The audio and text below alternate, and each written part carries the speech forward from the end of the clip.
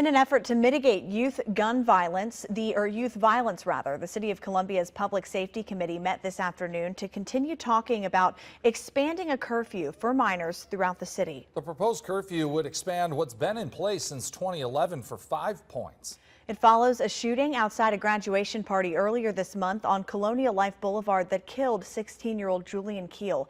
Today, the Office of Violent Crimes presented more data for the council to take into consideration. Investigative reporter Derek Rush attended the meeting and has more on the information presented there.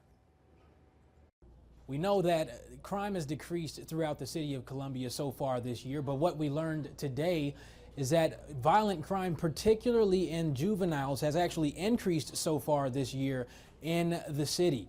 The big question on the table now is whether or not a new minor curfew will make much of a difference. The city's Office of Violent Crime Prevention's director told the Public Safety Committee today that the current age range for violent crimes amongst youth in the city falls between the ages of 16 and 24 years old.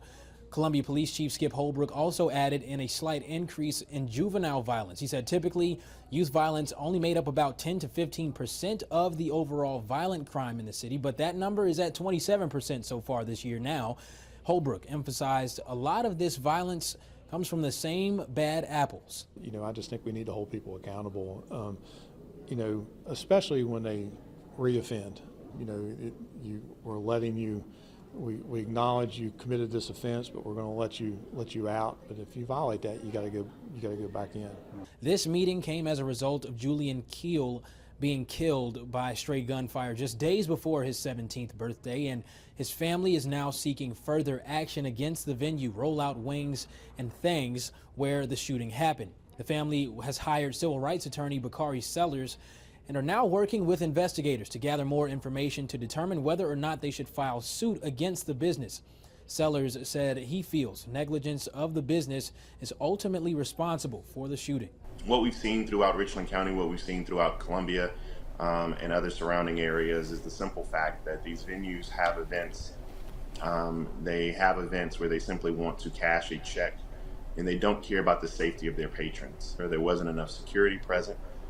Either inside and outside in the parking lot area. All in all, what we saw was a complete disregard for what should be normal and practical safety precautions and procedures.